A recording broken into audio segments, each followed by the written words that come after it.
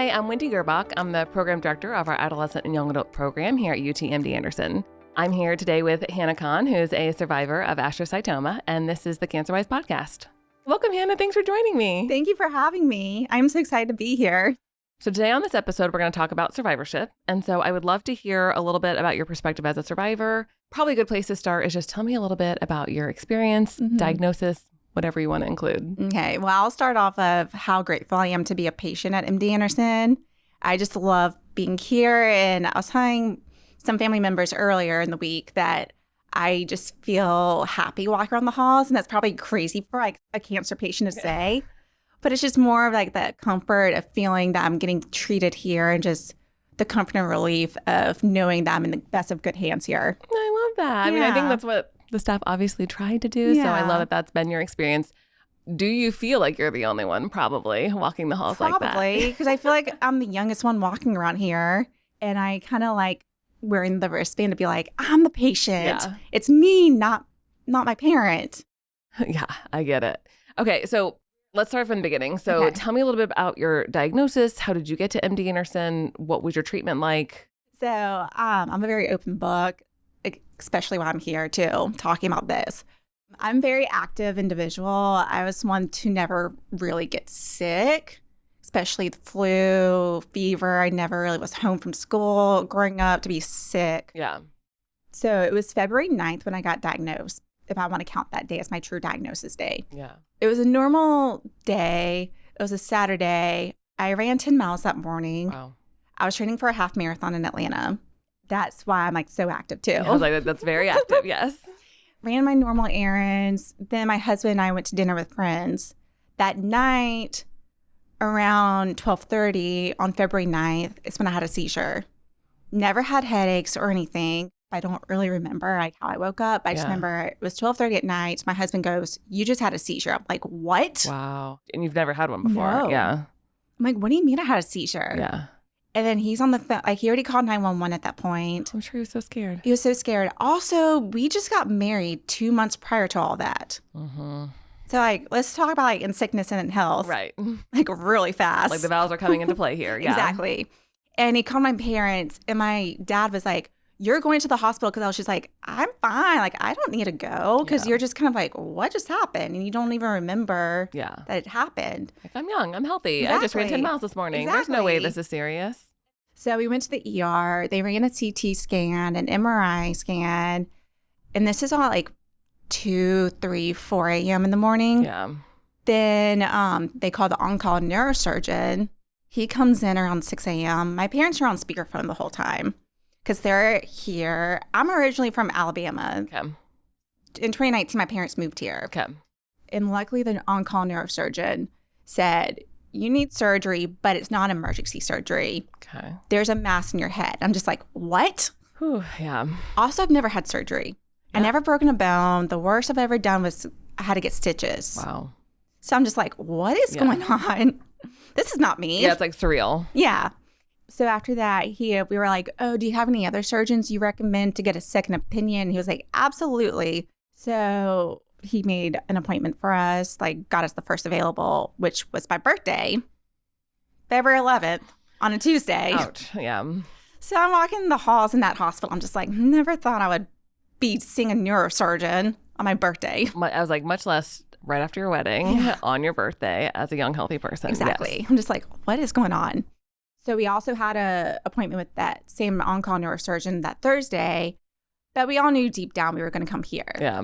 And good for y'all for getting a second opinion. Because a lot of people, I think, just get in this, okay, we saw this doctor, we have to do this, we're moving forward, instead of let's look at the options, let's just confirm what the best treatment plan is. And then in the end, you got here. So I flew here on February 18th for 4 months. At that point, I did not know I was going to be here for that long. Yeah. I remember my mom saying, "Pack clothes for springtime." Wow. You're also in winter. Yeah. So I'm like, what? Yeah. So you just came here thinking, surgery. I'll pack up and I'll be there for a while. Yeah. And so then what other services or what, I guess, chemo, radiation, like any other people you saw? So I had surgery first, then radiation. Okay. Then now I'm during chemo. Okay. And then on top of that, I did the whole egg retrieval. Okay, yeah. Which is something like people don't really talk about when you are a young cancer patient. Yeah, so definitely let's talk about it. Yeah. So how did that come up? And then what was the resulting outcome? I've always wanted to do it. But at the same time, I was like, oh, it's so expensive. Don't know what that looks like. Because my husband and I just got married and we're in our early 30s, which we still are. Yeah. We're still young. Yeah. But I was like, we're not in no rush to have kids at this point. Like right after we got married, like before all this, we were just more of like, let's just live our best life. And maybe in like 5 years, but realistically that's 37. We're like, well, we'll try. Right. So I've always wanted to do an egg retrieval. Okay. And then perks of having cancer. Yeah. And so all this happened. So they mentioned it to you or did you mention it to them? How did it come up? Both. Okay. So I remember after my surgery, I was starting to get all these calls from the AYA Center. Okay. Very good. Yeah. Connecting me to the young adult part of cancer. Yeah. And then they offered those services. Okay. Yeah. So you got seen in the AYA clinic. They referred you probably to one of our reproductive endocrinologists, Dr. Lori McKenzie, who's amazing. She's awesome. And so then she helped you go through process A to Z. And so how did that go? I mean, I was overwhelmed at first because I was just like, this is so much. Like, I'm still recovering from brain surgery. I have to go through another procedure. But, I mean, let me just say, egg retrieval is the most wild thing. Yeah. They send you a whole box of needles, and you're just, and I have no medical background. Yeah. And you're just like, what? I'm supposed to put all this together? And I think it's particularly just crazy for cancer patients because IVF and egg retrieval in general is just kind of a long process. And it's a lot of medications and tests and appointments. But especially when you're up against a cancer treatment timeline, they're really trying to stimulate you quickly and as quickly as possible to get as many eggs as possible. And so there's a lot of just extra side effects that come with that. Exactly. And so I think, again, like at this young age, you know, people in their early 30s definitely might be thinking about starting a family or like planning for like that's in a few years or we're not there yet. And now it's like, no, you have to plan now. Like you have to do this now before the next step. Did that impact you in any way or was it just kind of part of the bigger plan anyway? So it wasn't anything different. Plan anyways. I wanted to fertilize the eggs because I knew because I'm married and like my husband was with me. So I knew it's going to be both of ours. Yeah. But he was also so overwhelmed with the whole process. So he was just like, no, I can't think like that far in advance. Absolutely. And I think that's one of the challenges upon diagnosis is you do have so much information being thrown at you. It's the diagnosis, it's the treatment plan, it's the side effects, it's the prognosis. And then especially for young adults, it's work and school, it's your relationships, your marriage. Some people are still dating. It's the friendships, it's the family planning, it's the even just mental, emotional sort of aspect of planning all of these things while you're also planning a lot in your life. It's like life is busy anyway. And then you add all of these layers on top of that. Will you talk about that experience a little bit of what it was like to kind of juggle all of those different aspects and what that felt like? I would say like I'm lucky to have friends that have gone through the process. So I didn't feel truly alone during that. And then even my first day of injections, I had one of my best friends on FaceTime showing me, because she had leftover needles from hers, showing me how like to mix the needles. And she even watched my first injection and she was just cheering us on just to make sure. And even my friends during that 2-week process, they were all just checking in to make sure I was okay and just everything. And I'll say like I've truly felt the love during this whole entire journey with cancer, but the whole egg retrieval, I truly felt it. Yeah. I didn't feel alone. Obviously, you said earlier, you're an open book. And so you felt comfortable sharing that, which I think is probably helps make you feel more supported because then people know what you're going through. Then they have the opportunity to support you. Yeah. And I know you're pretty active on social media. So tell me how that came into play after your diagnosis in terms of connecting, getting support from people. So I kind of waited till, I don't know why I waited till May 1st. And like May is Brain Tumor Awareness Month. And I think that's why I wanted to like make my post in May to be like, kick it off. Yep. And like say hello to the world and say, this is what's going on. Even though like people knew what was going on, but I wasn't very open about it how I am now. But with me posting, I actually got connected with someone who went to the same college as me. I went to Alabama, Roll Tide. Yeah. I immediately felt a sense of relief just like having someone who walked in those shoes. Yeah. But also I was connecting to other cancer patients, the whole mentality of we're all going through the same thing. It doesn't matter if it's a different type. we all understand on that level. Yeah. But other people can't understand.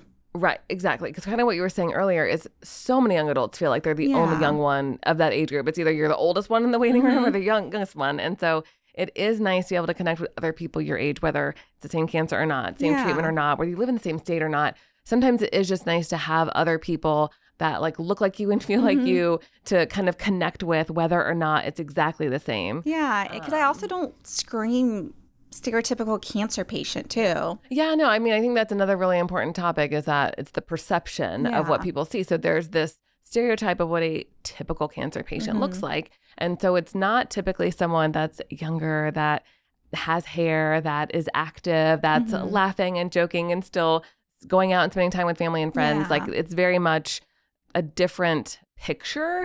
And so that's probably not what people assume. And even though sometimes, yes, you may feel great and look good and have a great attitude, but also you can still be struggling with fatigue or anxiety or just healing, your scars hurt. Like there's just so many physical side or even the effects from hair treatment. growth. Like, I look like I have hair, but underneath I lost majority of my hair with radiation. So I'm in that hair growth stage. The awkward grow out. And that's why I'm wearing the headband, because it's like, I call it my toddler hair, that the hair just pop out like this and I have to glue it down or even wear a headband. Yeah. And it's hard because when people see you who don't know you, they probably just think, oh, she's so cute. Like that looks great. They don't know that that doesn't feel like you, that when you look in the mirror, this isn't you, or in whether you hate it or not, but just like that is not you to you. Whereas people who don't know you feel like that's just Hannah. I met this girl. She was so great. She had so much energy about her. Like I really liked her energy. And so they just don't know that it doesn't feel like you. And there's such a disconnect sometimes between what people assume when they look at someone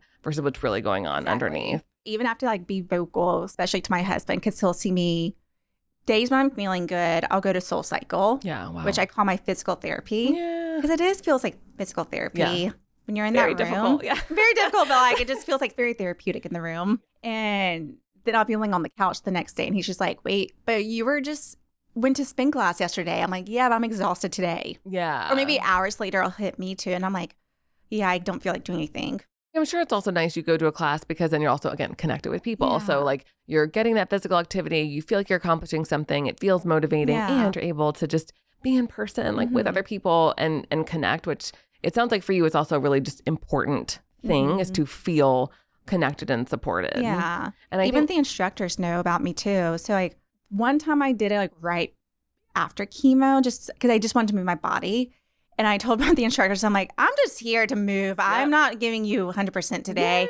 I just finished chemo. I'm just here. She's like, I showed up. She's like, I don't care. I'm just happy if people are here. Yeah. It's like, I just showed up. You can you could just sit and like, it just is nice that you showed up and like your brain is thinking about spinning, it's so nice. But so I think something you touched on earlier was the connection and the social support. And one thing I hear from patients a lot is that even when they have very solid support systems, they have great family, they have great friends, they have great colleagues, and like A+, they get a lot of support. They still feel like there's so much benefit in having their cancer friends because they just get it. Has that been your experience? Oh my God, for sure. Because I also connected with a girl who's my age with a different type of cancer.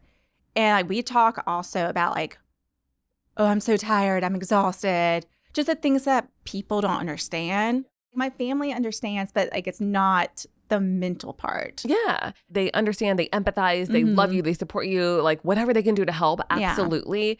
And there's just nothing comparable unless you have been through it. Exactly. And so I think patients often say that their cancer friends are the ones who don't feel the need to fix it either. When you just say like, I'm tired, they're like, yep, that kind of day. What are you doing? Or I'm like, brain fog.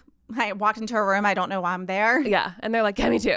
Just it's like there's no judgment about it. There's no fixing. They just kind of allow it to be what it is. Yeah. And I think that can be so valuable and something that really can come out of social media, right? Like sometimes we see the downsides of it, but there are definite upsides of when you do share your story, you do get to connect with people.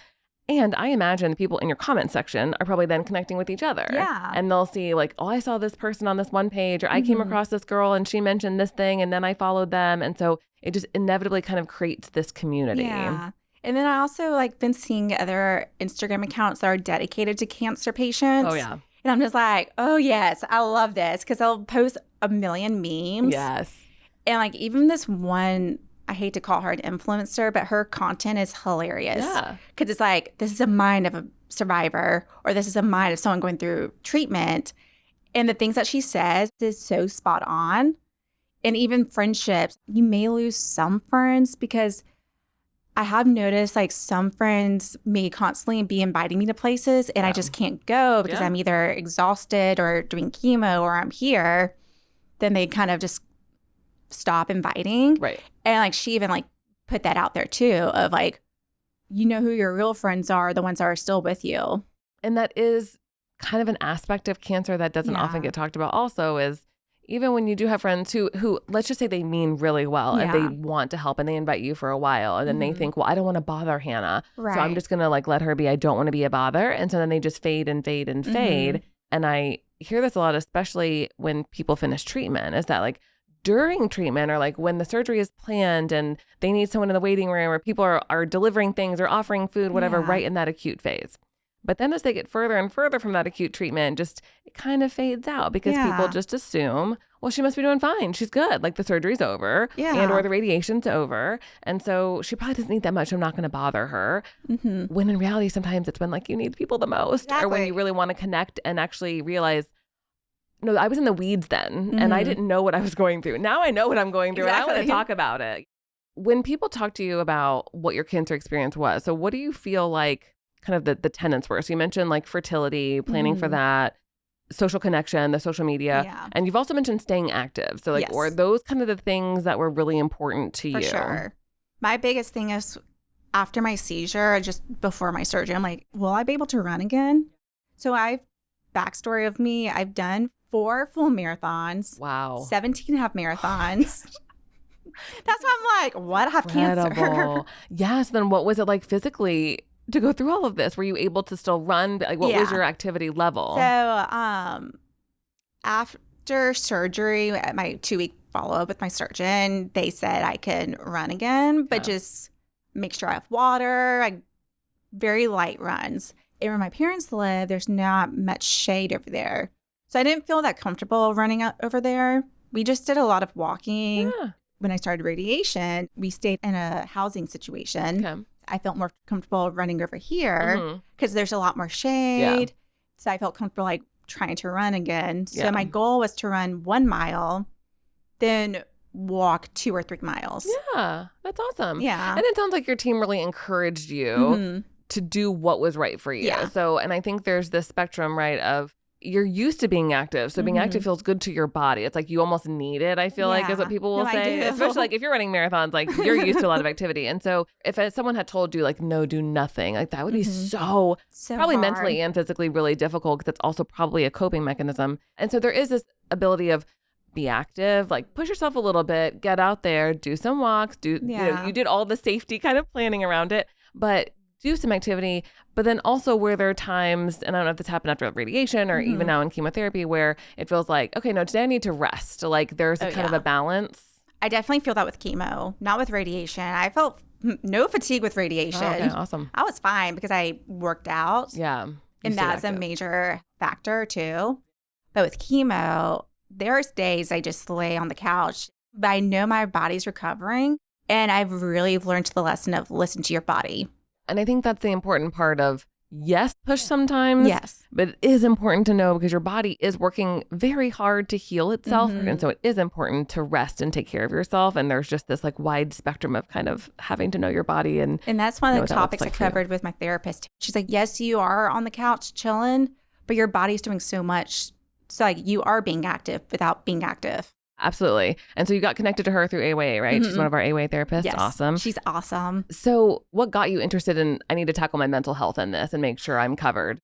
Maybe because like everything was just so like, oh my gosh, I'm going through cancer. Maybe to talk to someone who is trained to talk to cancer patients. Yeah. Because there are things I think about when I'm not here, when I'm back at home. I'm like, oh my gosh, I need to ask her about this. Yeah. I need to talk to her about this situation. Yeah. And it's just a normal, like, I just need to run this by someone. Yeah. And I feel like it can be such a protective factor. Like, I think a lot of people feel like, oh, I have to wait until I feel really terrible before I go see a therapist or a counselor of any kind, and they wait until it's bad. Yeah. Whereas like, it's okay to go when you're feeling kind of okay. Yeah. But it just gets you a plan, and it makes sure you have someone to talk to, and it keeps you, I think, at a solid level. In one of my sessions, I was telling my therapist, I was like, I just hope to make it to 40. I know most people don't want to turn 40, but like, I look at that as a huge celebration. And that's the reality of it, right? Like, I want to, because every birthday is a blessing. Like, every birthday is a privilege. You get to turn 40. Exactly. And like, even like this past birthday, I was like, yeah, I'm turning 33, but I'm so happy to be turning 33. Yeah. It's definitely a different perspective. Yeah. And I've been seeing her for over a year at this point. Yeah. Awesome. I mean, there are days where I'm like, I feel good enough. Like, I don't need to see her, but like, I do want to see her. Yeah. It's just like the maintenance part of it. Yeah. And so as we use this label survivor, do you consider yourself a survivor? I feel like I'm still in that. So like, I don't want to call myself that yet. Yeah. More of a thriver. Yeah. How I view it is like, because I'm still in the thick of treatment, I view it as, let's celebrate each treatment being done. Like the treatment milestones. Yeah. Which I think is another very important aspect that I'm glad you brought up, because a lot of people also think just it's ringing the bell at the very end of treatment and like it's that or nothing. And so I love when people incorporate like every part of that as a milestone. Going through surgery. Oh my gosh. Weeks of radiation. Honestly, like you could ring the bell every week, like that you're completing, but every different, chemo regimen, every different clinical trial, those are all huge milestones. And I think we sometimes celebrate milestones in our life, but like not in the cancer treatment world. And so I love that you mentioned that, and that you do see those as the milestones to kind of celebrate and mark what's going on. Like I kind of also, even with chemo, so my chemo treatment is a pill. Perks of my cancer, it's a pill form. Yeah. And it's for 5 nights. Every 28 days. And after each treatment, I'm kind of like, I deserve a little treat. Yes. Oh my gosh, I just finished chemo. Yeah, absolutely. Because that, like, those are the things that, it's not the race, I guess, but it's like you run a marathon, right? So it's like you still have to get to every mile, right? Exactly. And so it's like these are the mile markers that are kind of getting you there. So thriver feels good to you. So not quite at the survivor yet. So thinking back, big picture about your cancer experience, what advice would you give to other cancer survivors or cancer patients who are still in the thick of treatment or survivorship? Do whatever makes you happy. You still got to live your life. Like if you want to lay in bed and watch Bravo all day, do it. That's what I did when I was exhausted. Yeah. And I still do it. I'm obsessed with Bravo. Yeah. Also, like still like try to live your best life by going out to dinner, seeing your friends to like the limits that you can do. Yeah. Go to that football game, go to that concert. My biggest thing was I wanted to make it to an Alabama football game, which I did. And I did cry at my first one, just knowing that's what I want to do. Yeah. And then I also saw Beyonce Cowboy Carter. Listening to her, to that album has helped me through my treatments. Yeah. I would listen to that on the way to radiation. I also listened to that during my MRIs. It's just kind of that feel-good moment. Another thing is I like to dress up for my appointments. I just want to bring sparkle and sunshine here. Yeah, what do they call it? It's like dressing in dopamine, or it's like the dopamine of like, even if you don't feel it, like you fake it and just like put a headband on, put an extra scarf on, put your favorite shoes on, like whatever it is to just like get you to that next point, which kind of makes me think big picture of like goal setting. Like it sounds like you just had these very certain things of like, I want to get to an Alabama game. Yeah. I'm going to get to a Soul Cycle. Yeah. It was the goal setting of like, okay, I know I got there, and that's what made you feel maybe joy in a sense of at a time when it also made me forget about what my real reality is. Is that also where social media is helpful to sort of not forget and not distract from? Because I actually think some people use social media to process what they're going through. But so is that kind of what came to play for you? Yes, to kind of process and just to like put it out there, because I knew a lot of people are reaching out to me, and I also figured that was just the easier platform for me just to get everything out there. And I have heard from a lot of people from my high school, from my hometown in Birmingham, and just people in Atlanta just reaching out saying, hey, I've been seeing your posts and just want to let you know I'm thinking and praying for you. Yeah. And that just makes me feel really good. Yeah. Because is that kind of the hope and the goal for the content that you're putting out there? That, and just educating people on brain cancer too. Especially if someone who gets diagnosed with cancer and they look at me, they're like, okay, she's fine. Like, I know I can get through it. Yeah. That's why I put a lot of stuff out there too. Yeah. Because I mean, it is scary to hear the word brain surgery. The main thing I was concerned about was my hair. My husband had all the questions to ask my surgeon and see with my parents, and then it goes, do you have any questions for me? And I go, what's my hair situation going to be like? Yeah. But I think that's a very appropriate question for a young adult to ask. It's like, it's not superficial. Like, this really is the concern of like, this could impact me. And I think people talk about this about like, well, I have to go on job interviews, or like, I am still dating, or I just want to look like myself. And so, you know, I can get through anything, but I want to be able to recognize myself in the mirror. And so, you know, I guess the big concept here is body image, but knowing how it will really impact like your day-to-day life and what your body image is, like your hair is a huge part of that. And so I don't think it's an insignificant thing. Like, it really does matter to people. And I know sometimes the response is like, well, you can wear a wig. Well, you can wear a headband. Well, you can go bald. You look great. But like, none of that's the point. The point is, it's not you, and it doesn't look like you. It doesn't feel like you. And so it's helpful to know, what do I expect and what can I prepare for? The day of my surgery, my hair was down to here. Wow. And then after surgery, I had a haircut, and I was like, screw it, that post-wedding cut. Yeah. I cut it to here, and then I kept getting shorter and shorter. And I call it my surgery hair was growing in.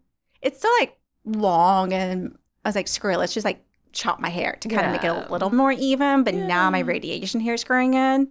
It's all crazy. But that's also another reason I like to dress up for my appointments. Gotta look good, feel good.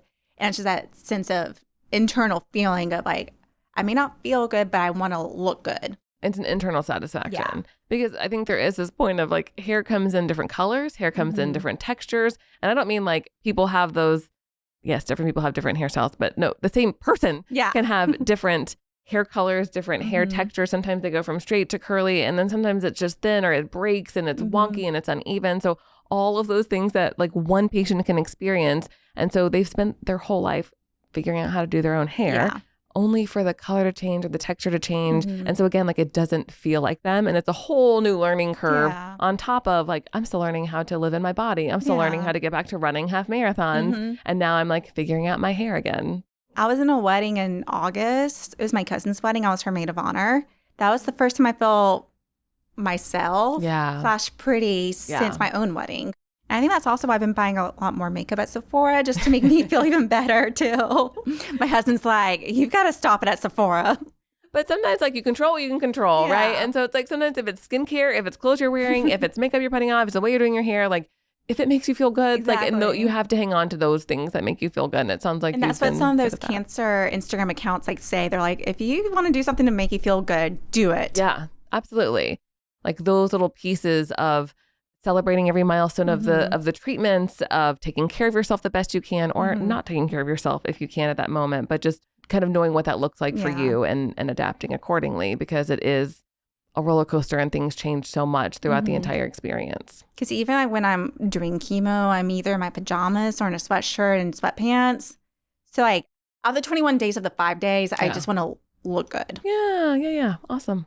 Okay, and anything else that you would want people to know, or any advice that you would give to other survivors? Use the AYA sources. Yeah, especially if you're a young adult. Take that to full advantage. I just remember after my surgery, maybe 2 weeks later, I was getting all these appointments set up through the AYA system. And I was just like, okay, I'll do therapy. I'll take this genetic call. Because like also genetic, like to go through the whole genetic process is also a big factor. Obviously, I'm very biased because it's the program I work with and I love it so much. But that really is the goal. It's like when patients come in, they don't always know what they don't know. They don't know what questions to ask. They don't know what's available and what's not. And so ideally, when they're coming through the young adult clinic, we can say, we got you. And here's what we're looking at. Here's all the services. And so patients can start from the beginning, or they can say, I don't know, I got a lot going on right now. Like, let's, punt this down the road a little bit. But the goal is to talk about fertility very early on, to talk about work and school, talk about the mental health, the relationships, the genetic aspects, nutrition, just all the components that go into it. And so wherever people are in that process and whatever they're ready for, obviously, like the goal is to just get patients connected. For sure. Well, Hannah, this is such a good conversation. I feel like we could just keep talking about all the elements forever. But so just thanks for joining us today, and thanks for being vulnerable and sharing all your experiences. Thanks for having me. And again, I'm an open book because I just want to help the person behind me. I love that. And thank you for tuning in today. If you enjoyed this episode, be sure to follow or subscribe on Apple Podcasts, Spotify, YouTube, or wherever you get your podcasts. And don't forget to comment or review.